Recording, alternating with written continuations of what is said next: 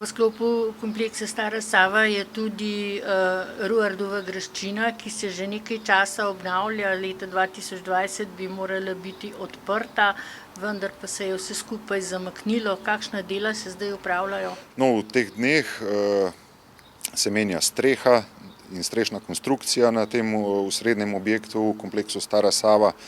Veselimo se te prenove, ki bo občino kar nekaj stala, skoraj 3 milijone evrov je zaenkrat predvidena investicija.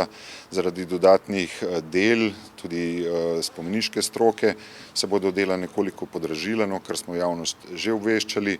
Jaz si pa želim, da bi ta dela končali do konca letošnjega leta in da bi na to lahko ta srednji objekt tega območja Stare Save namenili muzejski dejavnosti in pa seveda, kar računamo tudi v prihodnje, na turizem. Vemo, da je bila v tej korona krizi, da je bila turistična dejavnost najbolj prizadeta, ampak ne glede na to, verjamem, da imamo na Jesenicah dobro osnovo. Lahko pa dodam še to, da smo tik pred obravnavo nove turistične strategije na občinskem svetu, ki bo predvideno obravnavana na tej junijski seji.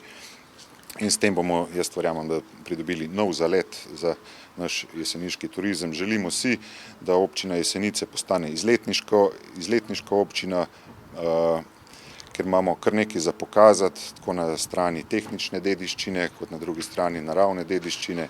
Jaz verjamem, da smo pripravili dober načrt in da ga bomo v prihodnjih letih lahko tudi uresničili.